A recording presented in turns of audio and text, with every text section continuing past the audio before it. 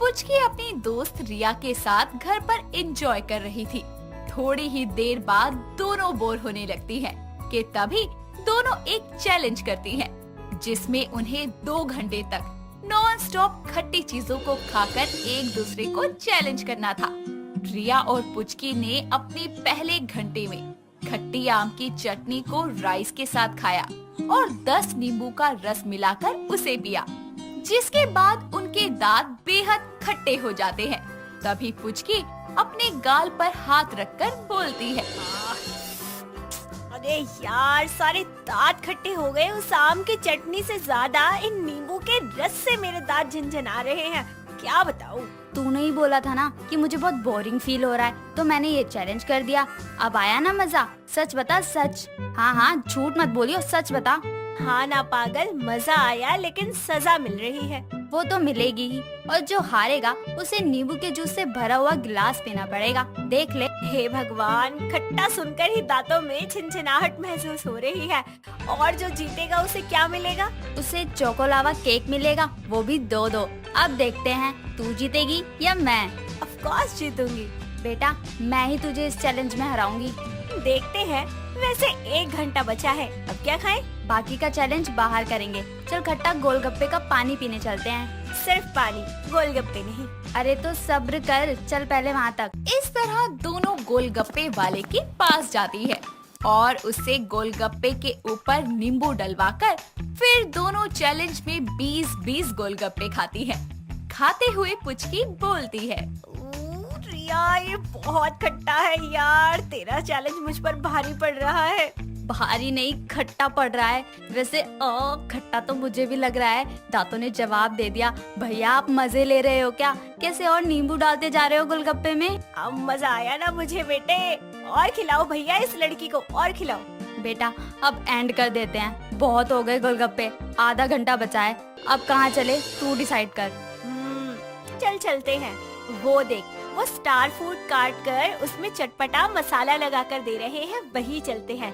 इच्छा नहीं है, लेकिन मुझे तुझसे जीतना भी तो है ना। ओहो, रहने दे बेटा। तेरी हालत देखकर लगता नहीं कि तू आगे एक बाइट भी खट्टे की खा सकती है। सेम हालत मेरी भी है। चल, अब टाइम कम ही बचा है। एंड तक जो खाता रहेगा वही जीतेगा। याद है ना तुझे? हाँ, याद है। इतना कहकर दोनों उस फ्रूट चाट वाले के पास जाकर सिर्फ स्टार फ्रूट खाने लगती है। 25 मिनट तक दोनों खट्टे अमरख को खाती रहती है, जिसके बाद दोनों की हालत और मुंह ऐसे बन जाते हैं जैसे कि दोनों नशे में हो। तभी रिया अपने गाल को पकड़कर बैठ जाती है और बोलती है, पुचकी बस कर, अब मैं और नहीं खा सकती। मेरी जीभ पर छाले जैसे हो गए हैं। बिल्कुल जीभ पर अब कुछ भी नहीं रखा जा रहा। मैं हार मानती हूँ। देखा बेटा, कहा था ना कि मैं ही जीतूंगी। चल, अब मेरे 2-2 चोकोलावा केक निकाल। मेरा टाइम हो गया उन्हें खाने का, और तू पिएगी ढेर सारे खट्टे नींबू का रस। नहीं नहीं, अब मेरे बस की नहीं है। पुचकी रिया के घर लौटती है, जहाँ पुचकी उसे ग्लास भरकर नींबू का रस ऑफर करती है। ये देखकर रिया का मुंह और सड़ा सा बन जाता है और मजाक करते हुए वो ग्लास को खुद ही पी लेती है और बोलती है, मजा आ गया, बहुत खट्टा था। पागल है क्या? तूने इतना सारा क्यों पिया? और तू तो जीत गई थी। ये मेरा हार का चैलेंज था। पागल, तेरे छाले पड़ गए हैं ना, तभी तुझसे ये पिया नहीं जा रहा। मैं तो तुझसे जीत गई हूँ ना। चल ले, तू भी चोकोलावा केक खा ले, तेरा मुंह अच्छा हो जाएगा। हाय मेरी पगली, आजा गले लग जा। इतना प्यार और फिक्र करेगी तो कहीं तुझसे ही शादी ना कर लूं। चल हट, मुझे नहीं करनी तुझसे शादी। पागल है क्या? किसी लेस्बियन वाली बातें कर रही है। पगली, मजाक कर रही हूँ। ये ले, तू भी खा मेरे साथ ये केक। इस तरह दोनों वो केक खाती हैं। वक्त बीतता जाता है और उस दिन से पुचकी को खट्टा खाने का चस्का लग जाता है। वो दिन में 2-3 बार तो कुछ ना कुछ खाती ही रहती। कुछ ना मिलता तो वो खाली नींबू ही चाट लिया करती, या फिर कभी आम या गाजर या आंवले का अचार ही खा लिया करती। ऐसे ही एक दिन वो आम पापड़ खाते हुए घर आती है। तभी उसकी माँ मनीषा उसे फिर से खट्टा खाते हुए देख लेती है, लेकिन वो उससे कुछ कह नहीं जाती। उससे पहले ही उसकी पड़ोसन उसे आवाज देती है और मनीषा बोलती है, ओह नो, इसने आवाज दे दी, वरना आज पुचकी से पूछती। बड़ा खट्टा खाने लगी है, कहीं कुछ गलत तो नहीं कर रही। पहले इस पड़ोसन के पास जाऊं, बड़ी आवाज लगा रही है, मुझे तो चैन ही नहीं है, पता नहीं अब क्या मांगेगी। इतना बोलकर मनीषा उस पड़ोसन के पास चली जाती है। अगले दिन मनीषा कच्ची कैरी लाकर उसे धूप में सुखाती है। उसके जाने के बाद वो चुपके से 4-5 कैरी की फांक उठाकर खा लेती है। तभी उसकी माँ मनीषा बोलती है, पुचकी, क्या है ये सब? तू कच्ची कैरियाँ छुप छुप कर खा रही है, क्यों? मुझे तेरे लक्षण कुछ ठीक नहीं लग रहे।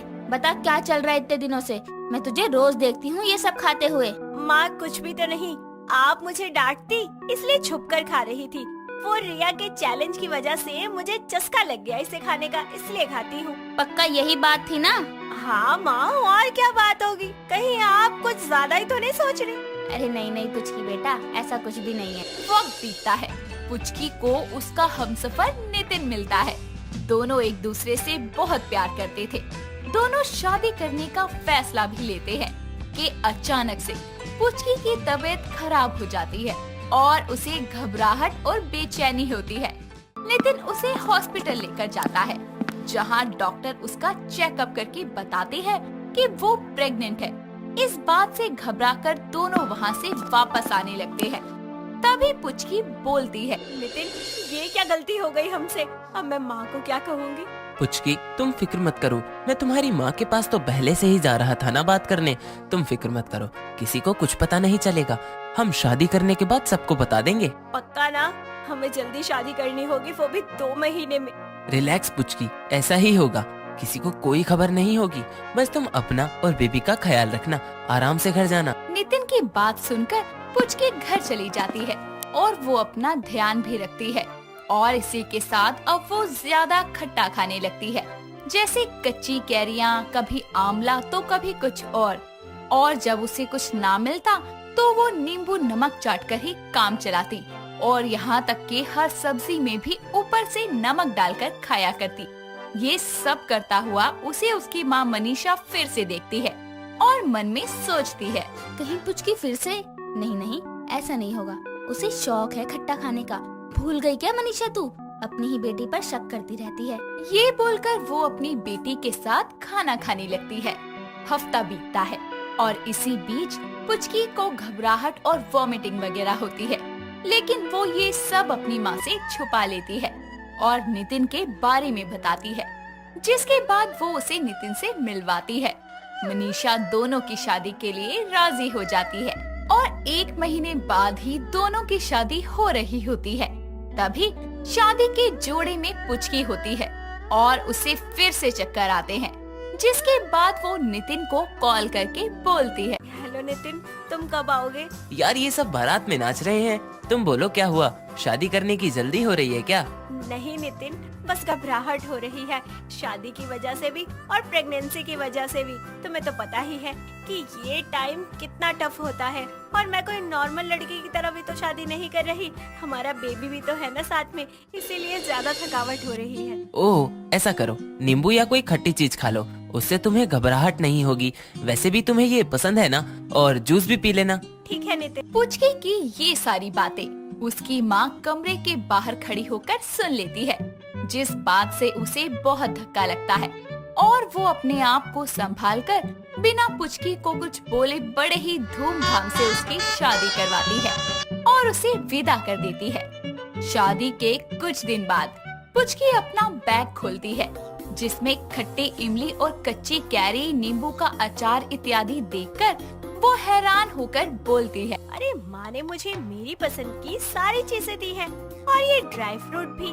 भला क्यों? माँ को अभी कॉल करके पूछती हूँ। हेलो माँ, आपने मुझे ये अलग से बैग क्यों दिया है इतनी सारी चीजें डालकर? तू नहीं बताएगी तो क्या मुझे पता नहीं होगा? मैं तेरी माँ हूँ, मुझे तो अपना फर्ज निभाना ही है ना। तूने मुझसे इतनी बड़ी बात छुपाई। कौन सी बात माँ? मैंने तो आपसे कुछ नहीं छुपाया। झूठ मत बोल, तू प्रेग्नेंट है और तूने अपनी माँ को एक बार भी नहीं बताया।